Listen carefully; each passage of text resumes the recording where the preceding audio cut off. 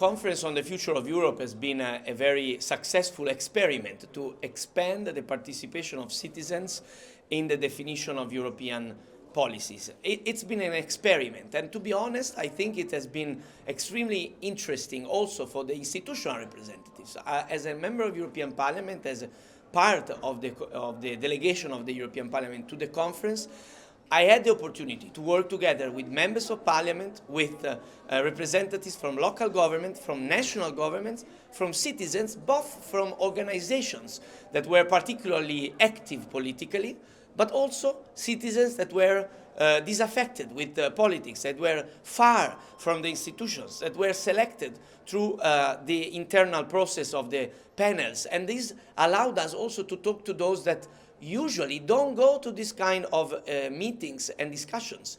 It has been very interesting. And I think that today we need to reflect together how we can make the process even more successful in terms of delivering a program of work. This was the main point from the conference side. On one end, we know its aspiration to modify the way EU works and to also deal with the treaty changes is still not there, so that's not a result coming from the conference, which was in its conclusions, but in fact it provided a program of actions on different fields coming from this participatory process that in some part has been already approved in the past mandate, and it should still inspire us on issues related to social policies, to environmental policies, to protection of citizens' interests, etc.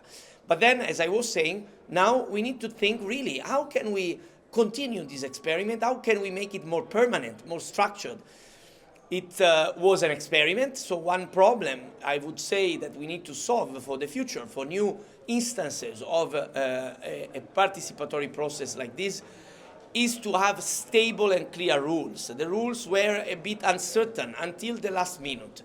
They were on paper, but in fact they were all the time questioned, also by the organizers themselves. So we need a stable and clear and certain structure for our work, and we also need to have a proper legal framework for that. We need the European Parliament to cooperate with the Commission. We need to have the Commission start the process, and the Parliament, and hopefully also the Member States, to approve a framework for permanent citizens' assemblies, that they could be linked to the European semester. This is the idea we discussed already in the Parliament, in the previous mandate, especially in the Constitutional Affairs Committee. Now we will start again soon the legislative work. We are now finalizing our processes to start fully the new mandate, and so we will need to work again on that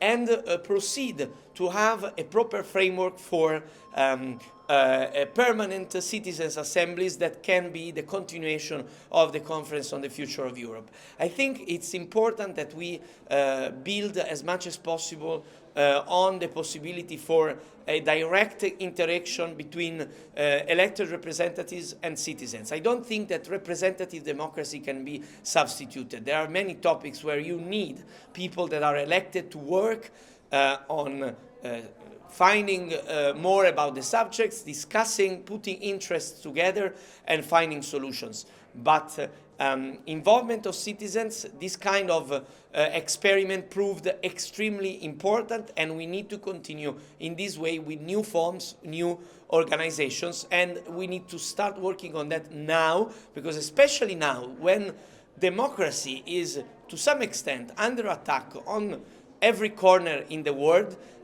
in Europe we need to make a step forward and to strengthen our democracy through endeavors like this one.